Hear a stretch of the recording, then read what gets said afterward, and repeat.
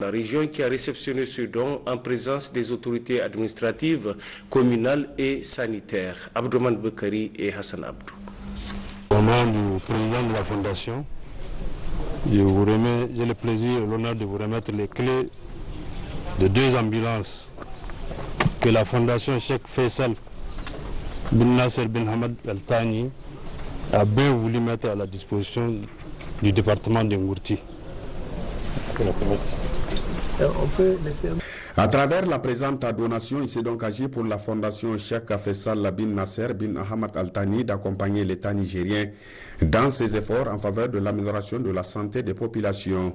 La cérémonie qui consacre ainsi la remise officielle de ces 2 ambulances aux autorités régionales, intervenue ce lundi dans l'enceinte du gouvernorat, s'est déroulée sous la présidence du gouverneur de la région de Difa, M. Issa Lemine, qui a en cette heureuse circonstance, au nom de la région et du sien propre, magnifié une fois de plus à toute sa profonde gratitude et reconnaissance totale à la fondation Cheikh Faisal bin Nasser bin Hamad Al Thani, qui d'ailleurs n'est pas à son début pour ce genre d'intervention en faveur des zones les plus éloignées du Niger. Cette fondation qui intervient dans le département de Ngourti, précisément dans le domaine de la faune et de la restauration de l'environnement, était déjà intervenu pour assister les populations de la région de Difa. Sachant les dégâts causés par la situation climatique, particulièrement la situation désertique du département de Ngourti, tout ce qui intervient dans la restauration de cet environnement est soutenu et encouragé par les autorités régionales et les autorités locales. Nous encourageons cette fondation à œuvrer dans la restauration de cet environnement et aussi d'intervenir en faveur des populations de la région en général et particulièrement de la commune de Ngourti pour les divers besoins sociaux dans le domaine de la santé, de l'éducation, de l'hydraulique. Et je pense que des engagements ont été pris et nous souhaitons une très bonne collaboration entre l'administration et cette fondation. À noter qu'à cette cérémonie, la présence des autorités administratives, communales et sanitaires du département de Ngourti qui ont tenu à faire le déplacement pour saluer ce geste venu à point nommé et qui sera utilisé à bon escient. Tenu ce matin à Niamey d'une foire d'exposition vente des produits artisanaux et agroalimentaires, des réfugiés urbains et stands de plaidoyer des étudiants réfugiés par le financement des bourses d'études après le cycle de la licence. L'activité est organisée par l'Agence des Nations Unies pour les réfugiés à travers le programme DAF et sous l'appui financier de la République fédérale de l'Allemagne. L'activité intervient en marge de la célébration de la Journée internationale des droits des femmes édition 2021. Elle est présidée par le gouverneur de la région de Niamey en présence de la représentante de l'ambassade de France au Niger. Compte rendu Ismaël Daouda et Saadou Inoua Ali. C'est dans le respect strict des gestes barrières pour la prévention contre la COVID-19 que les femmes réfugiées sous l'égide de l'Agence des Nations Unies pour les réfugiés organisent cette foire d'exposition vente des produits artisanaux et agroalimentaires suivi du plaidoyer des étudiants réfugiés pour le financement des bourses d'études après le cycle de la licence, notamment les Masters 1 et 2. Ces activités interviennent en marge de la célébration de la Journée internationale de la femme tenue le 8 mars dernier sous le thème « Leadership féminin pour un futur égalitaire dans le monde libéré de la COVID-19 ». Plusieurs allocutions ont été enregistrées au cours de cette cérémonie. Tout d'abord, la responsable du guichet unique de Niamey pour son mot de bienvenue, suivi du représentant des réfugiés pour ses mots de remerciement à l'endroit des partenaires et aux autorités nigériennes pour leurs efforts en faveur de l'amélioration de leurs conditions de vie. Quant au représentant du HCR, il a témoigné l'engagement de son institution dans la défense des valeurs portées par la Journée internationale des femmes, édition 2021 qui se tient au Niger du 8 au 16 mars 2021. Je voudrais tout particulièrement féliciter l'ensemble du staff féminin pour sa résilience et son leadership dans le contexte de la pandémie 2019 et pour son engagement constant en faveur des populations placées sur son mandat. Je remercie le staff masculin dans son engagement à soutenir ces combats collectifs pour l'égalité. Cette initiative des femmes réfugiées d'exposer leurs produits, fruits de leur savoir-faire, et ce malgré la Covid-19, prouve à suffisance que les réfugiés offrent des opportunités pour les pays d'accueil. Raison pour laquelle un appel est lancé par le représentant du ministère de l'Intérieur. Je sais combien cette pandémie a eu un impact sur la bonne marche des activités à travers le monde et le financement de beaucoup de projets.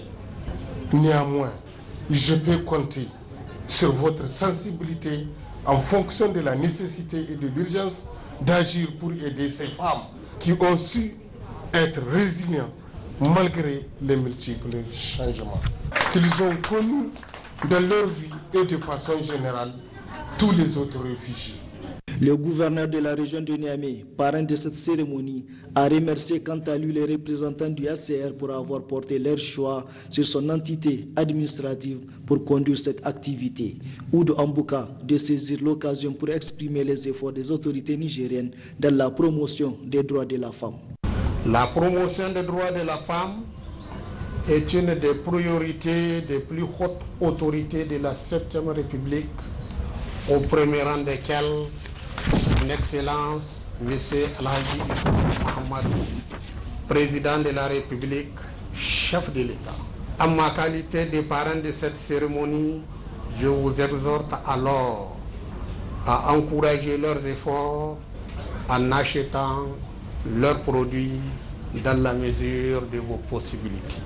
La cérémonie est finie en beauté avec une visite guidée au niveau des stands des produits artisanaux et agroalimentaires et du stand des plaidoyers pour le financement des bourses d'études des étudiants réfugiés après le cycle de la licence, notamment les Master 1 et 2. Ouverture ce matin à Zender des travaux de l'Assemblée consulaire régionale au titre de l'année 2021. C'était en présence des membres du bureau consulaire national. Le point avec Kader Nana Balkissa et Maman Ousmane. Informer, sensibiliser, mais aussi échanger avec les différents membres du bureau consulaire national et régional, l'administration publique, notamment la douane et les impôts, sur les préoccupations et maux qui minent le secteur en vue d'améliorer le climat des affaires au niveau régional. Cette assemblée se tient au moment où la région se remet peu à peu à la fermeture de la frontière nigériane. Nous espérons à cet effet une réouverture effective des principaux axes le plus tôt possible. Malgré cette situation, la Chambre de commerce et d'industrie, à travers le bureau consulaire régional, continue de jouer son rôle d'interface entre le secteur privé et l'administration publique. Dans l'optique d'améliorer le climat des affaires dans la région de Zender, le bureau consulaire régional a pour objectif 3 principaux projets. La construction de bureaux de douane, la construction d'un complexe douanier, la construction d'une école spécialisée dans le domaine pétrolier. Toutes ces réalisations ont pu être assurées grâce à votre engagement et à votre soutien constant.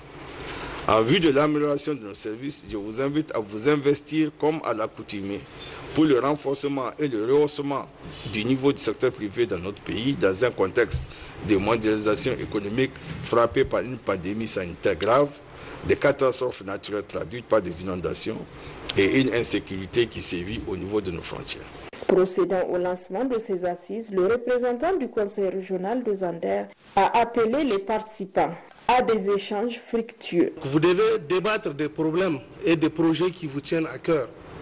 Donc, parmi tant d'autres qui sont déjà cités, donc je vous exhorte en tout cas à des débats francs, fructueux, qui vont sortir l'économie nationale et l'économie de la région des sentiers et des problèmes qui la minent. Cette assemblée consulaire se tient périodiquement dans toutes les représentations régionales de la Chambre de commerce et d'industrie du Niger avec les opérateurs économiques, la douane et la direction générale des impôts. Dans le cadre de la mise en œuvre du projet Emploi des jeunes et inclusion productive, le directeur général du Fonds d'appui à la formation professionnelle et à l'apprentissage, FAFPA, a présidé ce matin les travaux de validation de 15 modules sur les métiers porteurs et innovants destinés à 8000 jeunes sur l'ensemble du territoire national. Laouli Moutari Menassara et Hassan Moussa. Les cadres du ministère de l'enseignement professionnel et ceux du Fonds d'appui à la formation professionnelle et à l'apprentissage FAFPA étaient réunis pour la validation de 15 modules sur les métiers porteurs et innovants dans le cadre de la mise en œuvre du PGIP. Le PGIP est un projet financé par la Banque mondiale qui est entré en vigueur en octobre 2018. Le FAFPA a en charge la composante 2 consacré à l'insertion des jeunes dans les activités sélectionnées en milieu urbain et semi-urbain. Il intervient dans les 8 régions de notre pays et mis en œuvre dans 30 communes. Il a pour cible un effectif de 8000 jeunes âgés de 15 à 25 ans, dont 50% de femmes vivant dans ces zones rurales et périurbaines. Le directeur général du FAFPA a ensuite décliné les objectifs de cette rencontre. De façon spécifique, il s'agira pour les participants à cet atelier de procéder à un examen critique des 15 modules et formuler des suggestions et recommandations en vue de les enrichir et harmoniser leur présentation et leur contenu. De vérifier l'adaptabilité des modules au public cible, les jeunes déscolarisés et non scolarisés, pour un bon apprentissage des métiers. Analyser les outils d'apprentissage contenus dans les modules et leur efficacité. Analyser les nouvelles techniques pédagogiques et pratiques à utiliser, identifiées par le consultant. Pour sa part, le coordinateur du PGIP, Hamadou Sido, lui a insisté sur la disponibilité des modules avant d'encourager les participants. Il faut noter enfin que le projet Emploi des jeunes et inclusion productive vient appuyer les dispositifs déjà mis en place par le FAFPA. Désormais, ce projet aura pour mission de pallier les contraintes liées à l'emploi productif des jeunes, telles que l'accès limité aux compétences, au capital, à la technologie et au marché. Le ministère en charge de l'enseignement supérieur, de la recherche et de l'innovation multiplie les réformes tendant à l'innovation. À partir de cette année, en effet, l'inscription des candidats au baccalauréat se fait virtuellement via une plateforme créée par l'Office du baccalauréat du Niger OBN. Actuellement, plus de 114 000 candidats se sont inscrits. Les détails dans ce reportage signé Laouli Moutari Benassara. Le Niger, à l'instar des autres pays de la sous-région, vient de se doter d'un important outil technologique en matière de recherche et d'innovation de l'enseignement supérieur. Et désormais, chaque candidat aux sessions du baccalauréat doit s'inscrire et déposer son dossier à l'Office du baccalauréat du Niger OBN via une plateforme en ligne. C'est une réforme d'abord voulue par le gouvernement de la République du Niger et qui est en train d'être mise en œuvre par l'Office du baccalauréat. Avec la réforme d'inscription en ligne, chaque candidat libre peut s'inscrire à partir de chez lui et les responsables des établissements publics et privés peuvent, à travers un compte qui leur est créé sur la plateforme, donc inscrire également l'ensemble de leurs candidats au baccalauréat. D'ores et déjà, l'OBN a enregistré plus de 70 000 inscriptions au titre de l'année 2021. La procédure n'est pas du tout compliquée et n'exclut pas les candidats résidant dans certains coins reculés du pays, selon le directeur de l'informatique et des statistiques de l'OBN. Sur un effectif de près de 80, d'un peu plus de 80 000 candidats attendus, j'ai en face de moi 73 395 candidats inscrits. Donc on n'est pas très loin du but recherché. Tapez pré-inscription au bac, vous tapez sur pré-inscription au bac 2021, donc la page de la plateforme s'affiche. Et là, vous avez deux portails d'accès, espace candidat libre et espace administrateur. Lorsque vous êtes un candidat libre, alors vous passez par ce canal-là. Donc vous cliquez, vous entrez votre numéro de téléphone et vous introduisez un mot de passe de votre choix. Le système vous renvoie un code Et c'est avec ce code-là, associé à votre numéro de téléphone, qui vous permet d'ouvrir la page, le formulaire d'inscription en ligne. Oui. Et il est composé de plusieurs étapes. Donc, il y a les étapes sur l'information, les informations sur le candidat. Donc, choisir d'abord le type de bac, si on est candidat libre ou pas, l'établissement si c'est une établissement public, les noms, prénom, le genre, la date de naissance, le lieu de naissance, le pays de naissance et la nationalité, et le téléphone du candidat et du parent, et le nombre de fois que le candidat s'est présenté au bac et son aptitude physique, apte ou inapte. Après les informations sur le candidat, une fois ces informations renseignées, alors on enregistre. Et lorsqu'on enregistre, donc l'information se met en vert et choisir le type de bac enseignement général avec les différentes filières, donc ce qui les concerne, ou le bac professionnel ou le bac technique.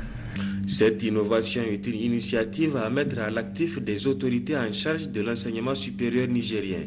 D'après les responsables de l'OBN, les quelques difficultés rencontrées sont déjà prises en compte pour le bon déroulement du baccalauréat session 2021.